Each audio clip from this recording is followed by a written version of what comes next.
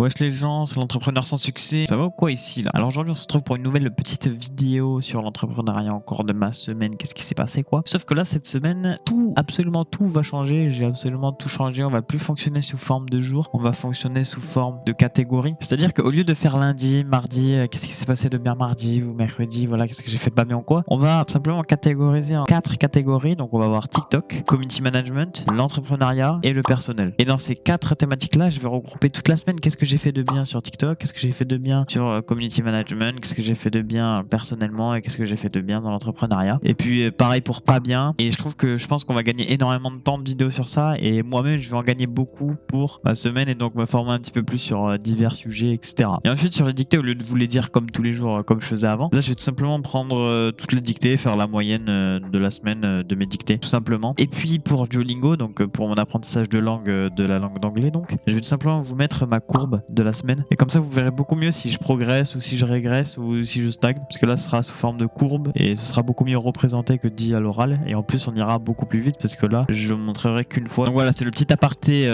très important à savoir pour la suite tout simplement de toutes les vidéos. Donc voilà, toutes les vidéos se composeront ainsi sur les prochaines. Ah oui aussi, du coup forcément cette semaine il n'y aura pas de statistiques TikTok à la fin de la vidéo vu qu'il n'y a pas eu de post de TikTok. Comme je vous ai dit la semaine dernière, j'ai fait une sorte de pause pour réviser mon bac. J'ai juste un petit truc à ajouter sur TikTok sur les vidéos, c'est qu'il y a déjà il y a 2 petites vidéos qui ont dépassé les 1000 vues, donc celle de la semaine dernière. Il y en a une là à 1005, donc ça va, c'est plutôt bien, ça augmente petit à petit. Et il y a une autre vidéo donc sur notre compte qui a fait 10 000 vues là actuellement, la toute dernière que j'ai poste, mais j'ai l'impression que c'est une vidéo buggée. Pourquoi? Parce qu'en fait je pouvais pas l'analyser au bout de 2, 3, même 4 jours, même 5 jours je crois. Et donc du coup c'est pour ça que je pouvais pas savoir si mon objectif la semaine dernière était réalisé ou pas, vu que je pouvais pas analyser mon taux de fidélisation. Et donc là maintenant je pouvais l'analyser, donc on était à 63%, donc malheureusement on a réussi, mais c'est pas grave, on va dire qu'on a pas réussi la semaine dernière. Mais le truc que je comprends pas, c'est que les likes n'augmentent pas, les commentaires n'augmentent pas, rien n'augmente. Et les vues, on dirait, elles sont bloquées. Là, on est à 11 002 et elle a pas bougé une seule fois depuis qu'elle était à 11 002 il y a 4-5 jours. Donc je trouve la vidéo assez bizarre. Je crois qu'elle a été buggée ou je sais pas, il y a eu un truc. Donc voilà, c'est pas grave. C'est juste un petit point que je voulais rajouter en plus là de la vidéo. Donc cette semaine, qu'est-ce qui s'est passé de bien côté TikTok? J'ai appris l'existence de TikTok Creative Center. Donc c'est-à-dire, c'est tout simplement un site officiel de TikTok qui permet de voir les hashtags les plus référencés actuellement, les meilleurs sons, les meilleures vidéos, les meilleures pubs. Donc ça me permet de voir comment les gens font leur campagne et comment elles marchent, parce que ça me référence simplement les meilleures publicités. Et donc ça peut être un très très bon outil de veille ou même pour se former. Aussi j'ai appris que sur TikTok apparemment il ne fallait pas mettre son compte en entreprise tant qu'on ne fait pas de ads. Donc c'est-à-dire que sur TikTok on a 2 statuts, c'est entreprise et personnel ou créateur ou je sais plus trop quoi. Sauf que en personnel tu ne peux pas du tout analyser tes TikTok. Tu peux pas analyser ton contenu, tu peux pas analyser ton audience, tu peux absolument rien faire, t'as aucune fonctionnalité. Donc pour moi ce qu'il dit, il dit vraiment de la merde. Même si tu fais du TikTok organique, même si tu fais seulement du organique, il faut quand même mettre son compte en entreprise, sinon t'apprends rien et tu peux pas du tout t'améliorer. Ensuite toujours sur TikTok, après m'être formé un tout petit peu, et j'ai appris qu'il fallait utiliser 5 hashtags maximum dans sa biographie. Puis après sinon l'algorithme TikTok va beaucoup trop galérer pour nous référencer. Il faut vraiment mettre des hashtags qui ont un rapport avec ta vidéo, ne pas mettre des genres de FYP, hashtag TikTok, etc. Parce que l'algorithme TikTok va pas savoir à qui montrer ta vidéo, et donc si l'algorithme va galérer à montrer ta vidéo, elle va essayer de la montrer le moins possible quoi. Faut que j'utilise des chansons les plus utilisées, les plus tendances, hein, voilà, ça c'est quand même logique. Mais voilà, je l'ai quand même noté parce qu'il faut quand même que je note 2-3 trucs pour les ancrer vraiment bien dans ma tête. Et ensuite faire des vidéos de 7 à 8 secondes avec un gros tas de texte à lire dessus, apparemment c'est très bien. Et personnellement je confirme cette règle parce que j'ai déjà fait un TikTok comme ça avec un gros pavé de texte en plein milieu qu'il fallait lire, avec la vidéo durait à peine 6, 7, 8 secondes. Et donc forcément pendant que le gars essayait de lire, la vidéo tournait en boucle et donc c'est très très bien ça pour l'algorithme TikTok. Et personnellement la vidéo elle fait plus de 10 000 vues alors que c'est un compte à 0 abonné, donc pour moi c'est plutôt pas mal on va dire. Ensuite forcément TikTok devient de plus en plus un moteur de recherche, donc faut forcément ne pas du tout négliger le SEO sur TikTok, ça devient de plus en plus important, de plus en plus contraignant. Je pense que c'est beaucoup trop sous-coté sur TikTok et moi-même de toute façon je le sous-cote, donc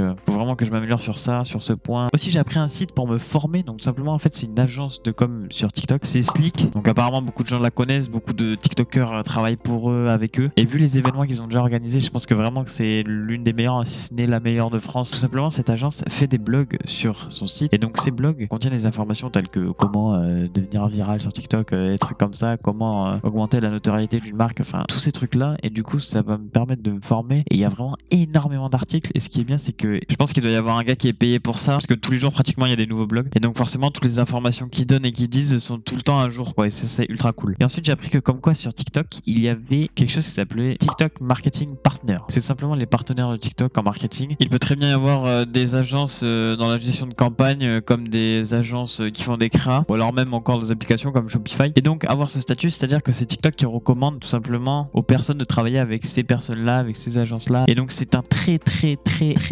gros gain de notoriété. Carrément TikTok vous recommande. Donc je pense que ça doit être très difficile d'être partenaire avec eux. Et puis en plus je vous le mets tout de suite à l'écran, on a des petits avantages assez pas mal. On peut avoir des choses en avance, des petites pratiques comme ça. Et puis je pense que vos contenus sont un petit peu plus mis en avant par TikTok directement, quoi. Et donc Slick, l'agence dont je vous ai parlé il y a 3 secondes là, est tout simplement en partenaire directement avec TikTok. Donc voilà aussi pourquoi je pense que leur blog et leurs conseils peuvent m'apprendre un petit peu pas mal déjà. Et rien que ça inspire énormément confiance, quoi. Donc cette fois-ci côté entrepreneuriat, qu'est-ce qui s'est passé de bien? Donc j'ai finalisé le truc de mon client. Souvenez-vous, la semaine dernière je vous ai parlé d'une petite presta de graphiste et puis en plus d'un serveur Discord à faire. Et aussi je l'ai aidé un petit peu à paramétrer son stream, donc ses animations, ses follow, ses dons, je sais pas quoi, tout ça avec Streamlabs. Le pauvre il savait pas. Et donc il m'a tout simplement payé 7 € pour ça. Donc voilà, ça me fait un petit peu 7 € en plus dans ma poche. Waouh, trop cool. Et aussi du coup j'ai appris ce que c'était la SARL, donc le statut juridique. Comme d'habitude on va présenter les infos, les obligations, les avantages et les désavantages. Bien sûr je tiens vraiment à rappeler que là je note vraiment une toute petite partie de ce qu'est vraiment la SARL. Je sais très bien que je connais à peine 1/10 de ce que c'est vraiment la SARL, vraiment les papiers à faire, etc. Je sais très bien que je suis pas du tout avancé, que je me forme vraiment pas comme si je devais me former, comme si je créais une entreprise. En gros je sais très bien que quand je me forme sur des choses et que je vous les explique comme ça, j'y connais que chi, quoi. Enfin en gros j'ai les bases, quoi, de ce que je connais. Mais je vous rappelle que dans cette chaîne j'essaye pas de vous faire apprendre des choses, juste je vous dis ce que j'ai appris, mais j'essaye pas de vous apprendre des choses et je sais pas du tout si c'est vrai ou si c'est faux. Je m'en rendrai compte peut-être plus tard avec l'expérience, mais là je vous raconte juste tout simplement ma vie, quoi. Et sinon les infos, les associés ne peuvent pas être plus de 100. Donc là on a 100 associés au maximum chez la SARL. Elle peut être dirigée par un associé ou non. Donc ça je vais pas vous mentir, j'ai pas trop compris. Les associés peuvent être des personnes morales comme des personnes physiques. Quand on est en SARL, on fait partie du régime TNS, donc travailleurs non salariés. Les obligations, chaque année elle doit faire une assemblée générale réunant les différents associés pour la validation des comptes et la répartition des bénéfices distribuables. Donc tous les ans on fixe une date. Il faut qu'il y ait 2 personnes au minimum. Elle est en IS, donc en impôt sur les sociétés de base. Et si on veut être en IR, il faut simplement que l'entreprise ait moins de 5 ans d'ancienneté, qu'elle ait moins de 50 salariés, qu'elle ait un CA de moins de 10 millions d'euros par an, qu'elle exerce une activité libérale, agricole, commerciale ou industrielle et ne doit pas être cotée en bourse. Ensuite les avantages, taux de charge très faible, enfin assez faible, on va pas se mentir, c'est quand même élevé, mais c'est assez faible par rapport à la SAS. Donc il est à 45%. Possibilité d'avoir une prime de rémunération lors du bilan et ça protège le patrimoine personnel aussi. Donc ça sépare bien le patrimoine personnel du patrimoine professionnel. Et du coup voilà, si vous avez des dettes ou des choses à rembourser, il n'y aura pas de créanciers qui vont venir chez vous pour prendre vos biens. Les désavantages par contre, c'est même si on ne prend pas de salaire, si on ne se verse pas de salaire, on a quand même des charges sociales à payer. Il y a moins de protection que la SAS, forcément vu que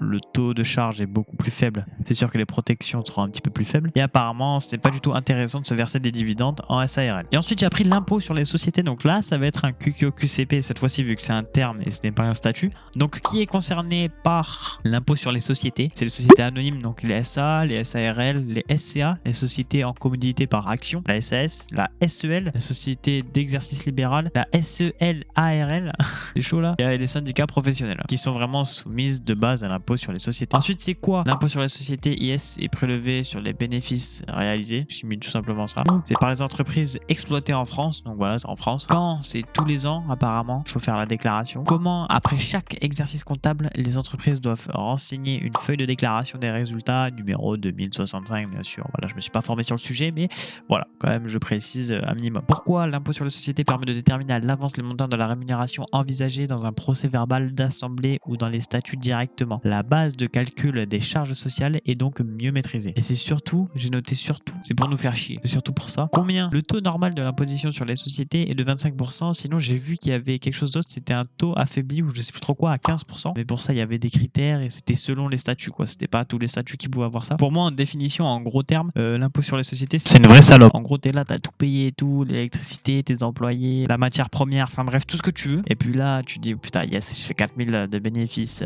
à l'année. Et là, bam, les impôts sur les sociétés, ils arrivent, ils te préviennent pas, ces bâtards. Et ils niquent tout. Donc ensuite, côté personnel, qu'est-ce qui s'est passé de bien? J'ai réussi à récupérer mon petit Twitch. Donc voilà, ça fait plaisir. Le Twitch où j'avais tout paramétré, où je streamais de base avant sur Fortnite, je m'en souviens. Et donc, je pense que voilà, je vais peut-être lancer des petits streams par-ci par-là quand je ferai des petites sessions de montage à 2-3 heures là. Puis comme ça va me permettre de m'analyser en même temps pour savoir si je suis vraiment si productif que ça, si je me fais pas interrompre trop souvent, etc. Donc voilà, c'est plutôt cool. Je vous le mettrai ma chaîne Twitch en description pour les 2 personnes qui voudront aller voir.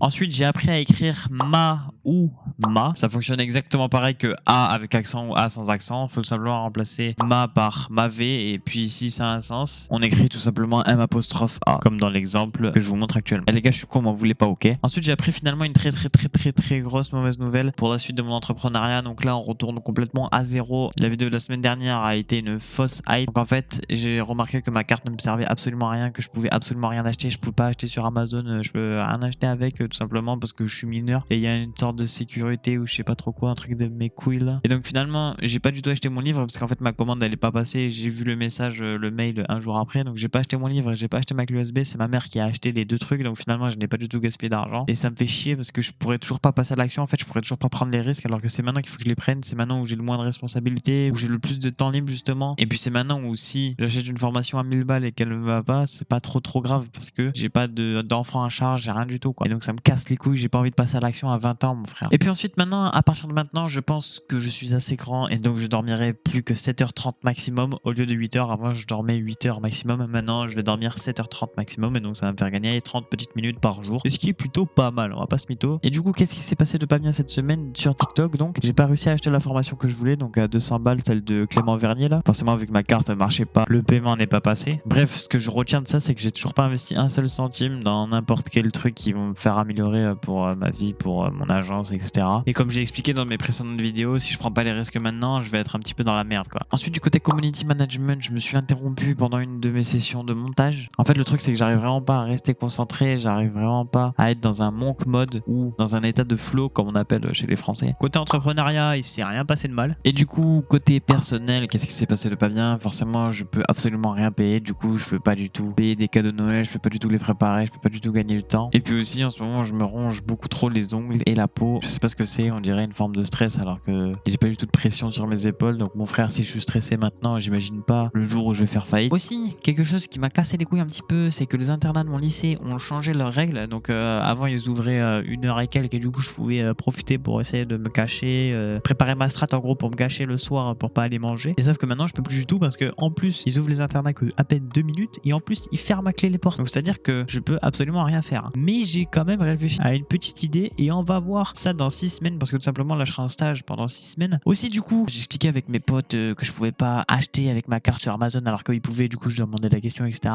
Ils m'ont dit ouais, je sais pas, c'est pas normal. Et il m'a dit ouais, il faut que tu actives ta carte et tout ça. Donc c'est-à-dire qu'il faut que j'aille retirer. En gros, pour l'activer quoi. Même moi, je savais même pas. Ma mère me l'avait pas dit. Et du coup, je suis allé retirer. J'ai appelé le banquier parce que j'ai vu que ça marchait toujours pas. Il m'a dit qu'il fallait attendre 48 heures. Donc j'ai attendu 48 heures. Là, ensuite, j'essaie d'acheter quelque chose sur Amazon au hasard. Et puis je me rends compte que ça marche toujours pas. Donc en fait, ma carte, au final, après tout ce que j'ai pu tenter, elle me servira complètement à rien.